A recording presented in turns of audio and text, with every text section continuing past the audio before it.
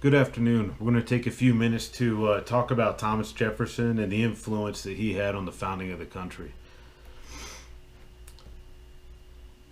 First, beginning with his history, he started out going to William and Mary, and then studied private law under another individual's tutelage following his time at William and Mary. He did have a rather large inheritance that included a plantation as well as a number of slaves that he received from his father upon his father's early death. Additionally, he was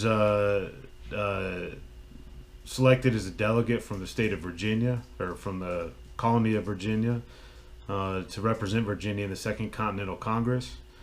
Drafted the Declaration of Independence at age 33. Served as governor of then the state of Virginia from 1779 to 1781. Became a foreign minister to France under the Washington administration from 1785 to 1789. Went on to serve as Secretary of State, then Vice President under John Adams in a very unusual election. And then, of course, served as our third president. What he considered to be his greatest contributions included the Declaration of Independence, the Religious Freedom Act for Virginia, the prohibition of the importation of slaves into Virginia and then again into the United States, the apportioning of crimes and punishments to ensure that there was somewhat of a baseline for what punishment would go with what crime, an equality of inheritance. Prior to that, everything was inherited by the firstborn son only, and this spread inheritance across the entire family. And then also the right of expatriation. From political standpoint, he founded what was then considered to be the Democratic Republican Party, and would go on to be the Whig Party. He was in opposition to Alexander Hamilton and the Federalist Party. Because he favored strong state and local governments and an inhibited federal government.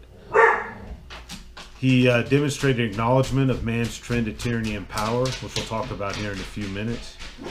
He definitely feared a monarchy, and noted this multiple times in his memoirs. Despite what is commonly thought, he was not a party to the drafting of the U.S. Constitution, as he was serving in France as an ambassador at the time. The Declaration of Independence, of course, as we know, signed in 1776, was authored primarily by the hand of Thomas Jefferson, in accordance with the Second Continental Congress. And he goes in his personal memoirs in depth to look at what the causes were and the reasons for the rebellion. In his notes on the state of Virginia, which is an excellent work and definitely worth the read to get an idea of what was going on in Jefferson's mind at the time. But he listed a large number of reasons or causes that justified, in his mind, the rebellion from Britain.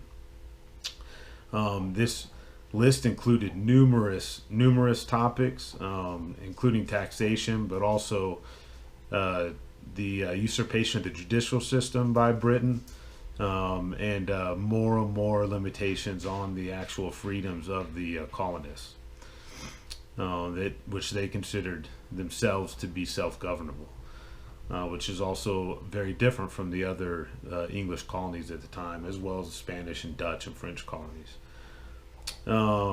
He also highlighted many violations of an agreement made between Virginia and England in 1651 by subsequent kings and governors, as further reason to justify the rebellion. With regards to the Declaration of Independence, like we said, numerous reasons that he listed for that redress and to justify the rebellion. But one thing he says here, and I'll quote, "No alternative was presented but resistance or unconditional submission. Between these could be no hesitation. They closed in the appeal to arms. They declared themselves independent states." basically saying at that point in time, the colonists considered themselves at a point of no return. It was either forever subjugation to England, or they had to claim their independence at that time, 1776. Another thing that Jefferson was very instrumental in was the drafting of the Virginia Constitution.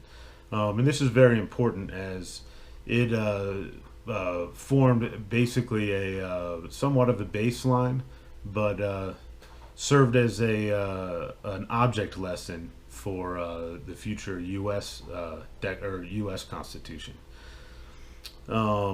He writes, this Constitution was formed when we were new and unexperienced in the science of government. It was the first, too, which was formed in the whole United States.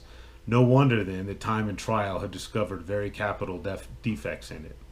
Again, he's pointing out here that they drafted this early on, or actually the first ones to draft a Constitution out of the colonies, and that there were many mistakes made in it, many limitations or shortcomings that they were able to build on and learn from before they drafted the U.S. Constitution. And of course, this happened across numerous states. It was heavily weighed in on when the actual Constitution was written.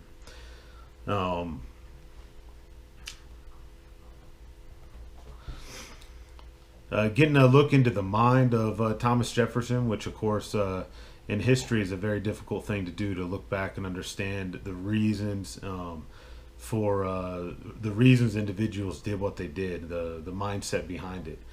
For Jefferson is a very interesting individual with present day looking back on history. Of course, can be 2020. Hindsight is 2020, but there are little glimpses that we can get to what actually formed his opinions and drove his state of mind. One very good place to start is what books that he utilized in his studies, in his personal studies, and also in his home library. Very interesting. The U.S. Library, the U.S. Archives, was actually largely comes from Thomas Jefferson's private collection of books, which was mammoth. After in 1812, when the White House burned down, Congress lost basically the majority of the U.S. or Congressional Library. He donated his entire library to make up that loss. But some of the books that he wrote, or that he made a prime importance in his life, we can find out from a letter he wrote to Robert Skipwith. He said in that letter, "Everything is useful which contributes to fix in the principles and practices of virtue. But exercise produces habit, and in the instance of which we speak, the exercise being of the moral feelings, produces a habit of thinking and acting victorious or virtuously." Basically what he's saying here is that what you put into your mind, you're going to get out of your mind. So it's very important to him that you continually feed into your mind through reading works that highlight virtue or praise virtue, and also moral habits. And then that will come out in your life. He also listed in that letter to Robert Skipwith, upon request, a list of what he considered to be prime books to build a library around. Of these works that he mentioned, and there were numerous, but I take a couple to highlight here. He looked at Montesquieu's Spirit of the Laws, which is one of the works that is considered to be foundational in the drafting of our Constitution and the formation of the U.S. government. He also looked at Montesquieu's Rise and Fall of the Roman Government, Locke's On Government, Sidney's On Government, Marmontel's Belisarius, Bolingbroke's Political Works, Stuart's Political Economy, and Petty's Political Arithmetic. These were all considered very, very good, and again, Montesquieu and Locke definitely presented basically a foundation for what our Constitution was built around, and also our form of government, being the bicameral legislation and the three branches. Other things, again, with hindsight, looking into Thomas Jefferson, we know that he owned slaves. We know he owned numerous slaves, and he did free a number of them during his life. Also in his will at the time of his death. However, he didn't free all of them and handed those down to his family. Um, One thing that's important to note, though, is despite the fact that he owned slaves, he was adamant that he considered it to be a foul practice and that it needed to be eradicated from the U.S., which, of course, he was instrumental in eradicating or stopping the importation of new slaves. Although we know another 70 to 80 years before slaves, or before the emancipation. However, when we look back, it's very important that we don't throw away all the work that he did just because of some defects in potentially in his character.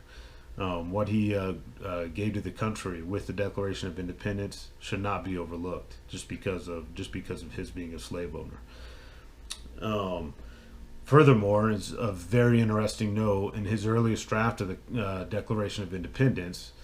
He noted one of the reasons for the rebellion that the colonists had was the forced use of slavery on the colonies by the British. That line, however, was removed in later drafts of the Constitution for fear that it would alienate some of the southern colonies. All in all, though, we owe a great deal to Thomas Jefferson for what he did in the founding of the country and the formation of our government. And again, I highly recommend reading his notes on Virginia if you ever get the chance, because it provides an excellent look. Notes on the state of Virginia, excellent look into who he was and what his mindset was.